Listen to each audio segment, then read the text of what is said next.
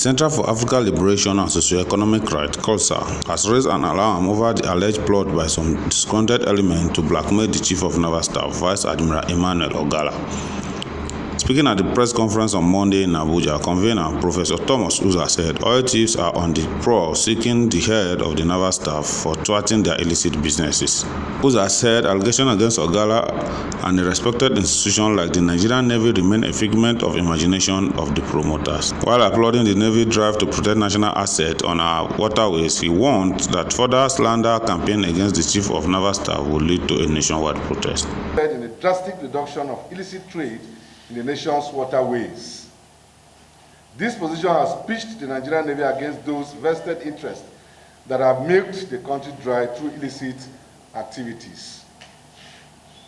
Therefore, the allegations of corruption, crude oil theft, and procurement fraud leveled against the Chief of Naval Staff are a manifestation of the slander campaign orchestrated by those whose illicit businesses have suffered setbacks as a result of the improved operational efficiency of the Nigerian Navy since the appointment of Vice Admiral Emmanuel Ogalla as the Chief of Naval Staff.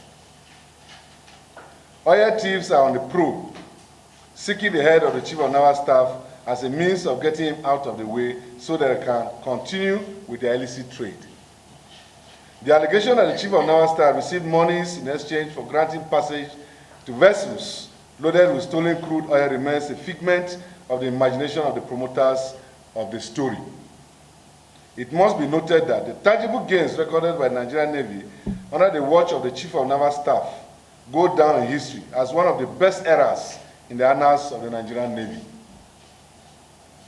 The introduction of cutting-edge technologies and the deployment of competent commanders and officers to key naval installations across the country have contributed in no small measures to the fight against criminals and criminal activities on the nation's territorial waters within a short period.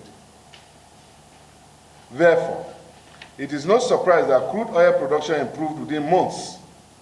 The Secretary to the Government of the Federation, Senator George Akume, collaborated this recently. According to him, the Nigerian Navy has employed cutting-edge technology for maritime surveillance and sustained presence in the marine environment, ensuring the security of Nigerian waters and the entire Gulf of Guinea. Also worthy of mention is that the efforts of the Nigerian Navy have further led to the dislisting of Nigeria from the International Maritime Bureau piracy list. These are indeed tangibles that the Nigerian Navy has recorded in recent times under the watch of Vice Admiral Emmanuel Ogalla. The Center of African Liberation and Socioeconomic Rights wishes to draw the general public's attention to this ignoble drive to tarnish the image of the Chief of Naval Staff by sponsoring fictitious stories in the media to distract the leadership of the Nigerian Navy.